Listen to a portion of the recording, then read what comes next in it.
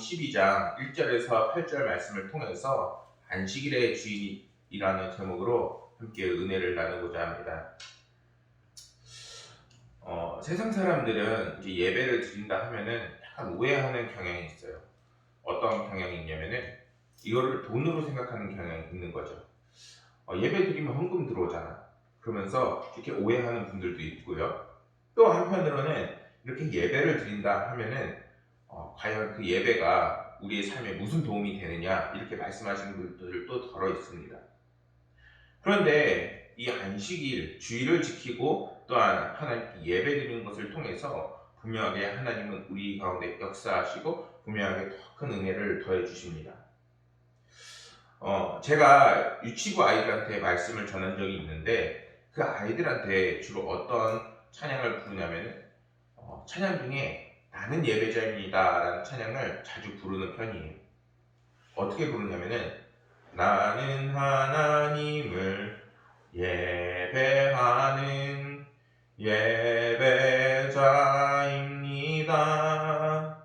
내가 서 있는 곳 어디서나 하나님을 예배합니다.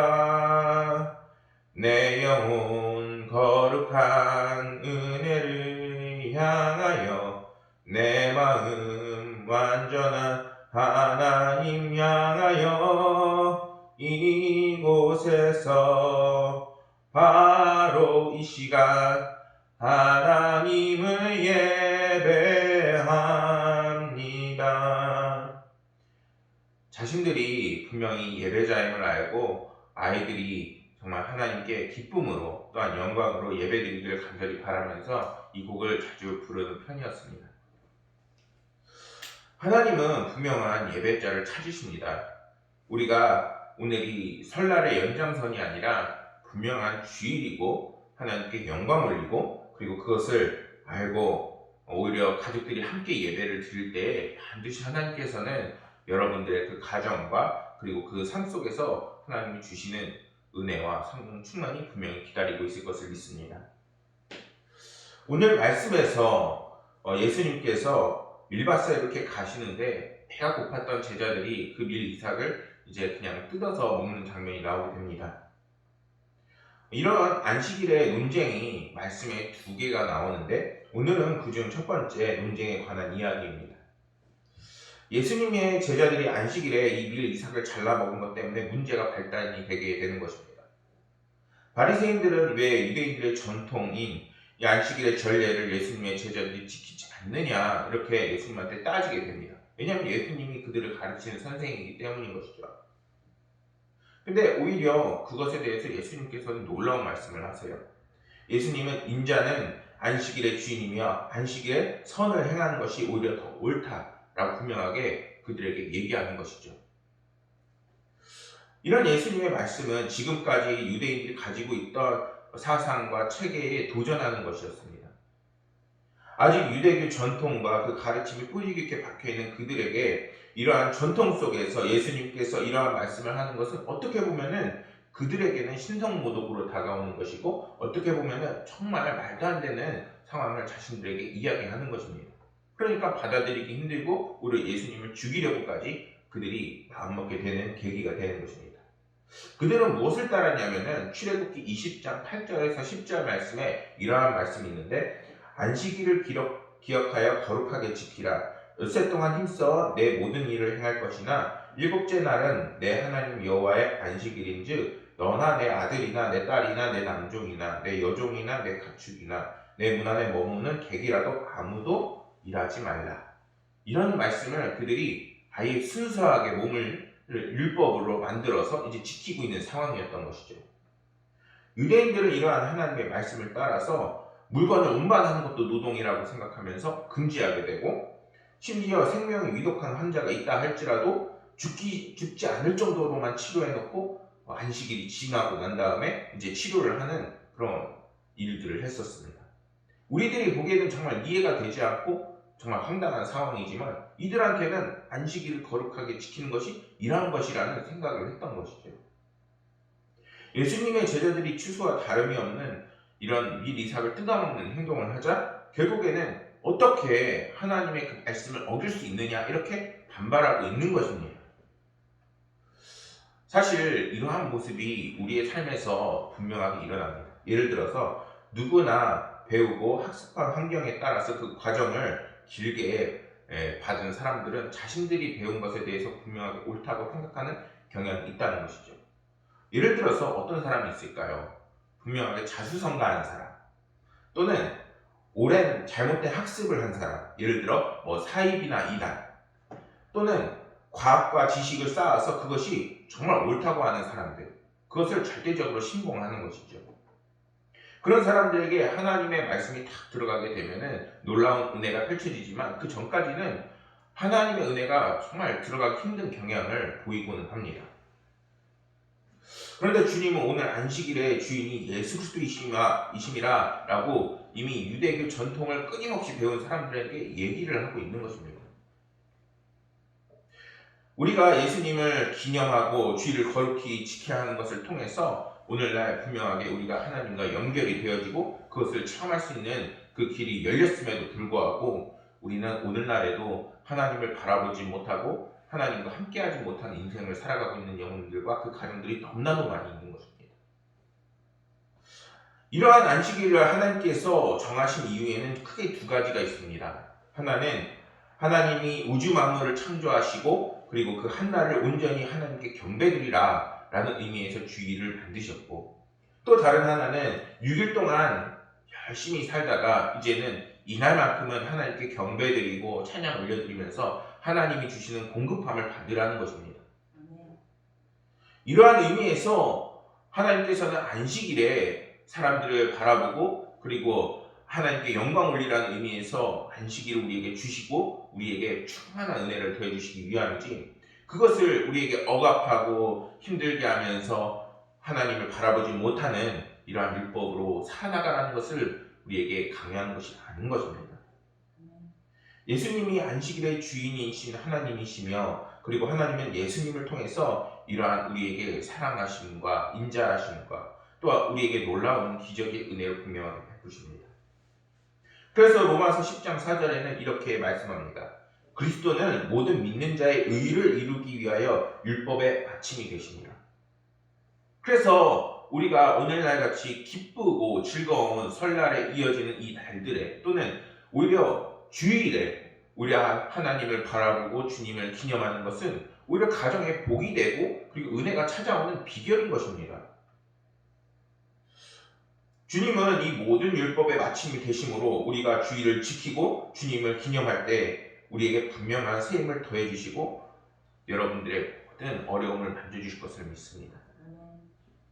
그러니 오늘은 설날의 연장선이 아니라 오히려 주일이고 그것을 지켜야 하는 날임을 우리가 분명하게 알고 가기를 소망합니다. 그것을 전하기를 소망합니다. 오늘 이 시간 하나님께 영광 돌리고 주님을 바라보는 우리들에게 반드시 하나님의 큰 은혜가 여러분들의 삶에 돌아가서도 일어날 것입니다. 오늘날 많은 교회들이 예배를 축소하고 있습니다. 수요 예배가 사라지고 금요 예배가 사라지고 새벽 예배가 사라지고 있습니다. 아마 코로나 시대이기 때문에 지금 더 할 수도 있습니다. 물론 시대가 변하고 예배드리는 환경이 점점 어려워지면서 어쩌면 당연해 보일 수 있습니다. 그러나 오늘 예배를 통해서 우리가 하나님께 예배드려야 하는 존재이고 또한 그 예배를 통해서 우리가 힘과 능력을 얻는다는 것을 다시 한번 깨닫는다면 예배는 죽어서는 안 되는 것이요 오히려 늘어나야 하는 것임을 분명하게 알기를 소망합니다. 모든 예배의 주인 되신 주님을 잃어버려서는 안 된다는 것이죠. 우리가 세상 속에서 세상의 흐름을 이기는 원동력은 바로 주님을 따라가고 주님을 바라볼 때에 우리가 주님으로부터 하나님으로부터 힘과 능력을 얻게 되는 것입니다. 창세기 2장 3절에 이러한 말씀이 있습니다. 하나님이 그 일곱째 날을 복되게 하사 거룩하게 하셨으니 이는 하나님이 창조하시며 만드시던 모든 일을 마치시고 그날에 안식하셨습니다. 하나님께서 이 주일을 거룩하고 복된 날로 만드셨다는 겁니다. 그러니까 이 주일을 지킬 때마다 우리는 힘과 능력을 분명하게 얻을 수 있는 거예요. 오히려 주일을 지키지 않는 것, 하나님과 멀리 떨어져 있는 것이 끊임없이 우리 삶 가운데 공급되지 않는 공허함과 허무함과 그리고 그러한 부족함을 끊임없이 느끼면서 살아나가는 삶과 가정이 되어지는 것입니다. 만약 코로나로 인해 예배를 드리기가 꺼려진다면 오히려 예배를 찾아가는 그러한 모습이 우리 가운데 있어야 합니다. 어떻게 해서든 온라인으로라도 예배를 드리려고 하고, 주님은 그렇게 주님을 찾고 그리고 경배에 들 수 있도록 우리는 끊임없이 신앙생활을 이어나가야 하는 것입니다. 5절 말씀에 또 안식일에 제사장들이 성전 안에서 안식을 범하여도 죄가 없음을 너희가 율법에서 읽지 못하였느냐라고 분명하게 주님이 말씀합니다. 3절에서 5절 말씀에서 조상들의 그 규례를 지키지 않다고 따지는 바리새인들을 향해서 예수님이 이렇게 답변하고 있는 것입니다. 바리새인들은 자신들의 그 전통과 규례에 따른 그 금지 조항들을 만들면서 자신들의 그 생활을 억압했습니다. 그들의 삶 속에서 그 모든 조항을 다 지키려고 하면은 아마 그 누구도 살아나갈 수 없을 것입니다. 그리고 그들은 율법과 전통을 잘 지키고 있음을 자랑하고 드러내고 그것을 떠들고 다니고 있는 것입니다. 우리가 주의를 잘 지킨다고 해서 그것을 자랑하고 어떻게 보면은 그것이 우리에게 뭔가 드러낼 만한 그런 건 아닌 것입니다. 오히려 그것을 통해서 주님을 만나고 그리고 은혜의 자리가 되고 그것을 통해서 우리가 힘과 능력을 얻는 우리 신앙의 자리인 것입니다. 우리는 이러한 바리새인들의 모습을 경계하고 따라가서는 안 되는 것입니다. 교회를 오고 예배를 사모함에 있어서 지나치게 우리가 다른 무언가에 얽매이게 된다면 그것으로 예배가 어려워지게 되는 것입니다. 우리가 오히려 우리 삶 속에서 버려야 될 것들이 굉장히 많이 있습니다. 어떻게 하면 나의 자존심 또는 나의 모든 것 또는 나의 생각과 판단, 그러한 것들을 버리면서 하나님 앞에 더욱더 가까이 가야 합니다. 하나님이 예수님을 통하여 우리에게 베푸신 사랑은 우리가 우리 안에 다른 무언가를 채워넣을 때가 아니라 주님이 우리 가운데 들어오실 때에 채워주는 것임을 믿으시길 소망합니다. 하나님의 사랑하심으로 주님의 사랑 가운데 거함으로 우리를 자유하게 하시며 그러한 자유를 주시는 주님의 동행함으로 우리의 삶은 반드시 변화될 수 있는 것입니다. 그렇게 우리는 신앙생활에 함에 있어서 우리를 자유롭게 하지 못하고 억눌리게 하는 것들을 다 버릴 수 있어야 합니다. 어떻게 보면은 오늘 예배를 드리지 못하는 사람들은 오히려 주님을 바라보지 못하고 다른 무언가에 꽁꽁 얽매여 있을 확률이 높습니다. 그리고 우리에게 자유를 주신 주님을 바라보면서 주님과 함께하는 삶을 분명하게 바라볼 수 있어야 합니다. 그것을 위해 사도 바울은 이렇게 고백을 합니다. 빌립보서 3장 14절에 이렇게 말씀합니다. 표대를 향하여 그리스도 예수 안에 있는 하나님이 위에서 부르신 부름의 상을 위하여 달려가노라. 주님이 오늘도 우리를 사랑하시고 그리고 예배를 드리는 모든 이들에게 자유함과 그리고 세상이 맛볼 수 없는 자유와 감격을 우리에게 주시고자 한다는 것입니다. 그러니 우리는 매 순간 예수님께 다가가는 삶, 예배를 드리는 삶, 그리고 예배를 사모하는 삶을 살아야 하는 것입니다. 어느 은평구 학원에 한 집사님이 계셨습니다. 학원이 잘 돼서 중학반을 열었는데 영어, 국어, 수학 여러 과목을 하고 교사가 10명이 넘었습니다. 학생만 한 300명이 몰렸습니다. 얼마나 돈을 잘 버는지 자기 친가와 처가를 다 벌어먹일 정도로 돈을 잘 벌었다고 합니다. 그런데 그 마음이 늘 공허했습니다. 왜냐하면 주일마다 무슨 특별 수업 이런 보충 수업이 있어서 그는 주일을 온전히 지킬 수 없는 상황이었기 때문입니다. 어느 날 기도를 하는데 하나님은 그의 마음속에 이런 음성을 주셨다고 합니다. 너는 왜 나를 따르지 않느냐? 너는 왜 나를 예배하지 않느냐? 그리고 그 음성이 자기 안에 다가오자 큰 충격을 받았습니다. 그는 결국 고민을 하다가 종합반을 폐쇄를 했습니다. 자기는 명문대 수학과를 나왔는데 그는 단과 수학과만 개설한 것입니다. 그리고 주일 오전에 수업을 하지 않았습니다. 특별 수업을 할 경우에는 주일 저녁에 특별 수업을 하더라도 주일 낮에는 온전히 하나님과의 자신과의 섬기는 그 예배를 드렸습니다. 결국에 놀랍게도 하나님께서는 수입이 반으로 주는 것이 아니라 오히려 그 학원에 더 큰 인기가 나고 소문이 나면서 은혜를 더해주시는 사건이 일어났다는 이야기입니다. 사실 어떻게 보면 이런 이야기는 굉장히 많이 있어요. 또 반대로 오히려 이것을 무작정 따라했다가 오히려 낭패를 보는 경우도 있죠. 중요한 것은 하나님께서 우리가 어떻게 관계를 맺고 주님께서 우리의 삶에 들어오셨는지를 분명하게 바라볼 수 있어야 한다는 것입니다. 하나님께서 분명하게 우리가 채워주실 것을 믿고 담대하게 예배와 그리고 그 모든 것들을 지켜나갈 계획을 갖는다면 하나님께서는 그러한 우리의 삶의 계획에 반드시 힘을 주시고 능력을 더해주시게 되는 것입니다. 주님은 6절 말씀에서 자신을 당당하게 분명하게 이렇게 말씀합니다. 내가 너희에게 이르노니 성전보다 더 큰 이가 여기 있느니라. 사랑하는 여러분, 여러분들에게 이러한 주님이 계신가요? 주님께서 여러분들과 이렇게 함께 하시게 되면 성전보다 더 큰 놀라운 일들이 여러분들 삶 가운데 일어나게 되는 것입니다. 유대인들은 성전에 대해서 많은 존경심이 있었습니다. 그것은 성전이 살아계신 하나님을 상징하고 그 능력이 많으신 하나님께서 머무는 곳이라고 생각했기 때문입니다. 그래서 유대인들은 성전에 금을 입히고 치장하고 성전을 모독하는 사람들은 신성모독죄라고 규정하면서 극형에까지 처하기도 했습니다. 하지만 그러한 성전이 무용지물일 때가 있습니다. 그것은 바로 성전의 주인이신 그리스도가 그곳에 계시지 않으면 아무런 의미가 없는 것입니다. 하지만 그 성전의 주인이 이 땅에 오셔서 우리와 함께 하십니다. 바로 예수 그리스도인 것입니다. 그래서 주님을 성전의 주인으로 알아보지 못하는 바리새인들을 향해서 내가 너희에게 이르노니 성전보다 더 큰 이가 있다고 분명하게 주님께서 말씀하고 계신 겁니다. 그런데 하나님께서는 귀에 말고 거룩한 성전이라고 말하는 것이 성경에서는 한 가지가 더 있습니다. 그게 무엇인가요? 바로 우리의 몸입니다. 고린도전서 3장 16절에 이러한 말씀이 있습니다.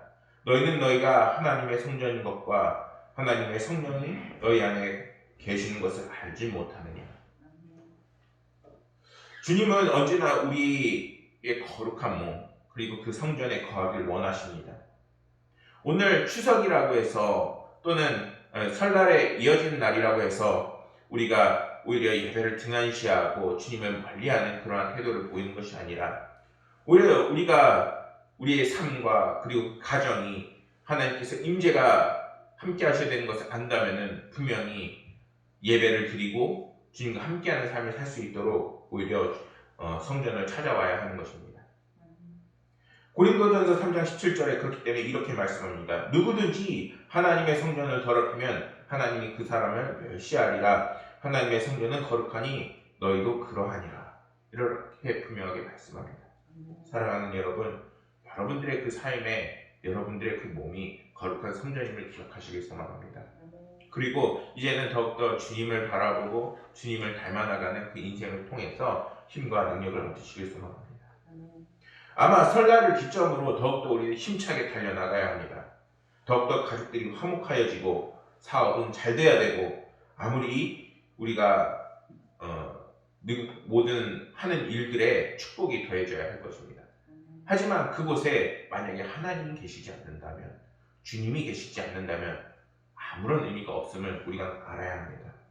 그렇기에 우리가 2021년도를 승리하길 원한다면 오히려 하나님이 주시는 그 은혜를 찾고 그리고 그것을 따라나가는 귀한 가정 그리고 하나님의 백성들이 되시기를 간절히 소망합니다. 말씀을 정리하겠습니다. 사랑하는 여러분, 모든 주의를 거룩히 지키는 그리스도인들이 되기를 소망합니다. 그리고 그 예배를 사모하셔서 찾아드리는 모든 날들이 되시기를 소망합니다. 그렇게 주님을 찾아가고 그리고 하나님을 찾을 때에 하나님께서는 분명히 말씀합니다. 사람이 양보다 얼마나 귀하냐. 그러므로 안식일에 선을 행하는 것이 옳으니라. 하나님께서는 더 큰 은혜와 사랑으로 우리를 바라보고 계십니다. 그것을 믿으심으로 날마다 승리하시기를 간절히 소망하겠습니다. 기도하겠습니다.